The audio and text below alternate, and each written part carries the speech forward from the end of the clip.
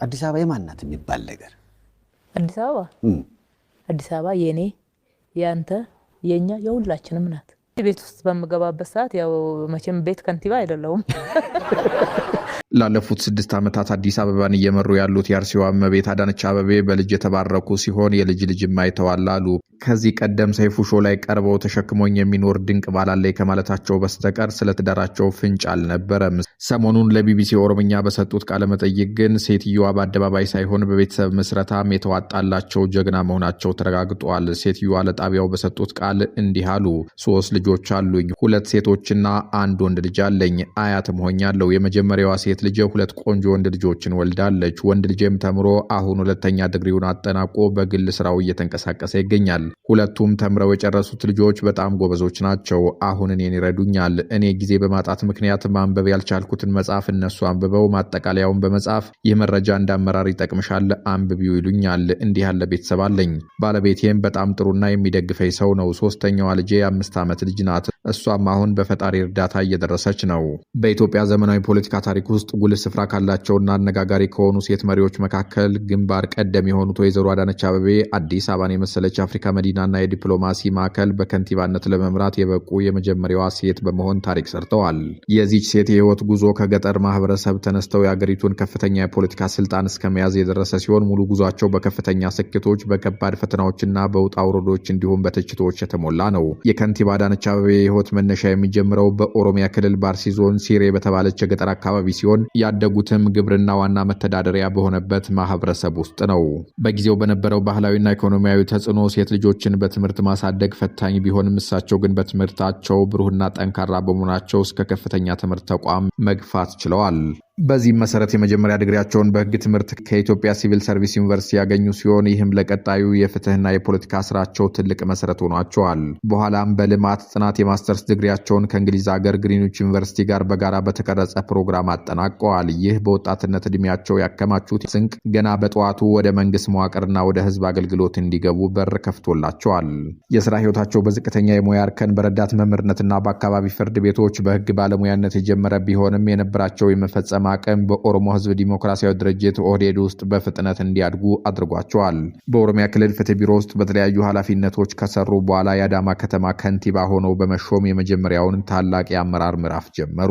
በአዳማ በነበራቸው ቆይታ በነበረው ጠንካራ የአመራር ዘይቤና በመሰረተ ልማት ክትትል በብዙዎች ዘንድ እውቅናን ያተረፉ ሲሆን ከ2010 ዓ.ም የፖለቲካ ለውጥ ማግስት ደግሞ የፓርቲው ጽህፈት ቤት ኃላፊ በመሆን የለውጡን ጉዞ ከፊት ሆነው ካስፈጸሙ መሪዎች ተርታ ይሰለፋሉ።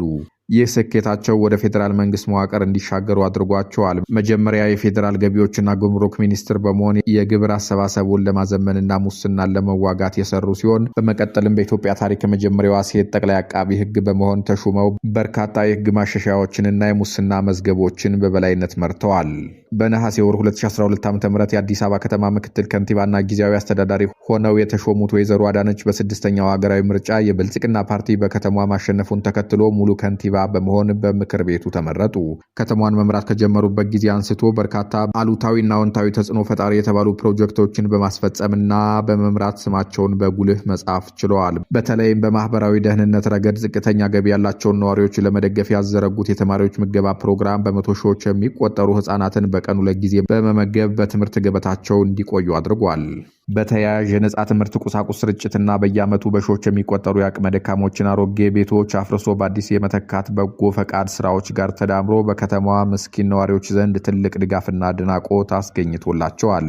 የከተማዋን ታሪካዊ እምብርት ያደመቀው ግዙፉ የአድዋ ድል መታሰቢያ ሙዚየም በአጭር ጊዜ ተገንብቶ ለአገልግሎት ክፍት መሆኑ አንዱ የሚጠቀስ ማሳያ ሲሆን ከ2016 እስከ 2018 ዓ.ም ባሉት ዓመታት የተከናወኑ ሰፊ የኮሪደር ልማት ፕሮጀክቶች ደግሞ የአዲስ አበባን ዋና ዋና መንገዶች፣ የእግር መሄጃዎችንና አረንጓዴ ስፍራዎችን በዓለም አቀፍ ደረጃ አዘምኗል። ለዓመታት ተዘግተው የነበሩ የጋራ መኖሪያ ቤቶች ግንባታዎችን አጠናቆ ለነዋሪዎች ማስተላለፍ መቻላቸውም እንደ ትልቅ ስኬት ተጠቅሶላቸዋል። በወንዶች የበላይነት በታጠረው የፖለቲካ መድረክ ውስጥ እንደ አዲስ አበባ ያለ ውስብስብ ከተማን በቁርጠኝነት መምራት መቻላቸው ለኢትዮጵያውያን ሴቶች ትልቅ የአመራር ተምሳሌት አድርጓቸዋል። ይሁን እንጂ የከንቲባ አዳነች አቤቤ አስተዳደር በዚያው ልክ ከፍተኛ ትችቶች፣ ህዝባዊ ተቃውሞዎችና ውድቀቶችም ያስተናገደ ነው። በእሳቸው ላይ ከሚሰነዘሩ ትልልቅ ወቀሳዎች መካከል አንዱ ለኮሪደር ልማትና ለከተማ ውበት በሚል በፒያሳ በቦሌና በተለያዩ አካባቢዎች የተካሄዱት ፈጣን የቤት ፈረሳዎች ናቸው። ተቾችና የሰብአዊ መብት ተሟጋቾች እንደሚሉት እነዚህ ፈረሳዎች የሰዎችን ማህበራዊ ህይወት ያናጉ፣ በቂ የዝግጅት ጊዜ ያልተሰጠባቸውና ተስማሚ ምትክ ቦታና ካሳ ያልቀረበባቸው ነበሩ። ከዚህም በላይ በፒያሳ አካባቢ የነበሩና የከተማዋን ረጅም ታሪክ የሚናገሩ ጥንታዊ ህንፃዎችና ቅርሶች በልማት ስም መፍረሳቸው በቅርስ ጥበቃ ባለሙያዎች ዘንድ ከፍተኛ ቁጣና የአመራር ውድቀትን አስከትሏል። በተጨማሪም አስተዳደሩ በከተማዋ የብሔርና የፖለቲካ ፖላራይዜሽንን በማስፋፋት ረገድ በተደጋጋሚ ይወቀሳል። አዲስ አበባ የሁሉም ብሔር ብሔረሰቦች የመኖሪያ ቦታ ብትሆንም በትምህርት ቤቶች የኦሮሚያ ክልል ሰንደቅ ዓላማን የመስቀልና የክልሉን መዝሙር የማዘመር ውሳኔ በነዋሪዎችና በተማሪ ወላጆች ዘንድ ከፍተኛ ተቃውሞና ግጭት አስነስቶ ነበር። ይህ ክስተት በአስተዳደሩ ላይ የነበረውን የህዝብ አመኔታ በእጅጉ ከሸረሸሩ ጉዳዮች አንዱ ሲሆን በከተማዋ ዙሪያ የሚፈጸሙ የመሬትና የቤት እደላዎችም ፍትሐዊ አይደሉም የሚሉ ቅሬታዎች ዘወትር ይነሳሉ። በሌላ በኩል ከተማዋ በውበትና በዘመናዊ ህንፃዎች እያደገች ብትሄድም ሰፊው ነዋሪ ግን በከፍተኛ የኑሮ ውድነት፣ የቤት ክራይ ንረትና የዋጋ ግሽፈት እየተቆላ ይገኛል። ይህም ያስተቻቸዋል። አስተዳደሩ የእሁድ ገበያዎችንና የሸማቾች ማህበራትን በማስፋፋት ጊዜያዊ መፍትሄ ለመስጠት ቢሞክርም የነዋሪውን መሰረታዊ የኢኮኖሚ ጫና ማቃለል አለመቻሉ እንደ ትልቅ ድክመት ይነሳባቸዋል። በአጠቃላይ ሲታይ የከንቲባ አዳነች አቤቤ የህይወት ታሪክና የፖለቲካ ጉዞ በአንድ በኩል የጠንካራ ስራ፣ የቁርጠኝነትና የትልቅ ስኬት ማሳያ ሲሆን፣ በሌላ በኩል ደግሞ በሽግግር ወቅት ያለች ሀገር የምታስተናግዳቸው ውስብስብ የፖለቲካና የማህበራዊ ቀውሶች ነጸብራቅ ነው የሚሉም አሉ። ከተማዋን ወደ ዘመናዊነት ለመቀየር፣ ድሆችን ለመደገፍና ታላላቅ ፕሮጀክቶችን በፈጣን ጊዜ አጠናቆ ለማስረከብ የነበራቸው ተነሳሽነት በታሪካቸው ውስጥ በበጎ የሚጠቀስ ቢሆንም የልማት ስራዎቻቸው የሰዎችን መብት ሙሉ በሙሉ ያላከበሩ፣ ታሪካዊ ቅርሶችን ያጠፉና የከተማዋን ነዋሪዎች ሙሉ በሙሉ ያላሳተፉ ነበሩ የሚሉ ትችቶች ደግሞ በአመራር ዘመናቸው ላይ ጥቁር ጥላ የጣሉ ፈተናዎች ናቸው።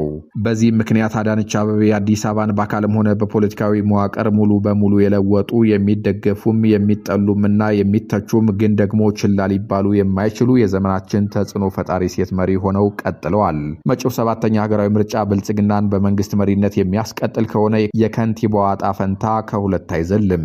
ብልጽግና ከቀበሌ ጀምሮ ምርጫውን አሸንፎ መንግስት የሚመሰረትበትን እድል ካገኘ ከላይ እስከታች ባለው የመንግስት መዋቅር ውስጥ አዳዲስ ካቢኔ ማዋቀሩ አይቀሬ ነው። በዚህም አዳዲስ ሚኒስትሮች ብቅ የሚሉ ሲሆን ለሰጡት አገልግሎት ተመስግነው የሚሸኙም ይኖራሉ። ፓርቲው ለክልሎችና ለከተማ አስተዳደሮች አዳዲስ መሪዎችን ሊሾም የሚችልበት እድል ይኖራል። ኦሮሚያ ክልልን በመምራት ራሱን የለውጥ መንግስት ከሚለው አስተዳደር እኩል ዘመን ያላቸውና ከፍ ያለ የፖለቲካ ተጽዕኖ እያሳደሩ ያሉት ኦቦ ሽመልስ አብዲሳ ከፍላሚንጎ ቢሮቸው እንደተነሱ የሚገልጽ ባለ 2 መስመር የጠቅላዩ ደብዳቤ ሊደርሳቸውም ይችላል። በዚህ ረገድ አዲስ አበባን ለ6 ዓመታት የመሯት ከንቲባ አዳነች አቤቤም ቴዲ አፍሮ በአንድ ዘፈኑ የሶሪት ላባ ሲል ከገለጸው የፒያሳው ነጭ ፎቅ ቢሮቸው ተጠርተው ወደ ሌላ የሹመት ቦታ ሊዛወሩ ይችላሉ እየተባለ ነው። ያኔ ከጠቅላይ ሚኒስትር አብይ አህመድ አዲሱ የካቢኔ አባላት አንዷ ሆነው ሊከሰቱም ይችላሉ። እንደ አሳፍ ኃይሉ ያሉ ጠንካራ የፖለቲካ ይዘት ጦማሪዎች ደግሞ ከንቲባዋን በአብይ አህመድ ቦታ ላይ ተክተው ለአገር መሪነትም ያጯቸዋል። ጀግኒት ትችላለች በማለት ስለ ከንቲባዋ የጻፈው አሳፍ የስራ ሰው ነች፣ አገር መሪ መሆን የሚገባት እሷ ነበረች፣ የምሬን ነው ሲል ውዳሴውን ይጀምራል። ይህንን በምስል ማሳያችን ላይ ያለውን በሀበሻ ቀሚስ ተሞሽረው የሚታየውን የወይዘሮዋ ምስል አያይዞም ፎቶዋን ያነሳሁት የቀድሞ ሰፈሬ ላፍቶ ላይ ሆስፒታል ስታስመርቅ ነው። ያደነኳት ግን የድሮ ሰፈሬ ላይ ሆስፒታል ስለሰራች አይደለም፣ ሌላኛውን የበለጠውን ሰፈሬን ፒያሳን ማፍረሷንም አልረሳሁም በማለት መደነቅ ያለባት ሴት ነች ይላል። ግን በቃ የስራ ሰው ነች፣ ባያስገድዷት ኖሮ በአንድም የወሬ መድረክ ላይ የምናገኛት አይመስለኝም። እንዲህ አንዳንድ ሰው አይጠፋም። ድሮም አርከበን ከወያኔዎች ለይቼ ወደው ነበር ሲል በህወሓት ዘመን በአዲስ አበቤዎች ልብ ውስጥ ከቀረው የጥቂት ዘመን የአዲስ አበባ ከንቲባ አርከበ ቁባይ ጋር ያወዳድራቸዋል። ብልጽግና ፓርቲን አጥብቆ የሚቃወመው ጦማሪው ከአብይ አስተዳደር ውስጥ መመስገንና ወደፊት እንዲመጡ መደረግ አለባቸው ከሚላቸው ሰዎች ቀዳሚዋ ከንቲባ አዳነች አቤቤ መሆናቸውን ይገልጻል።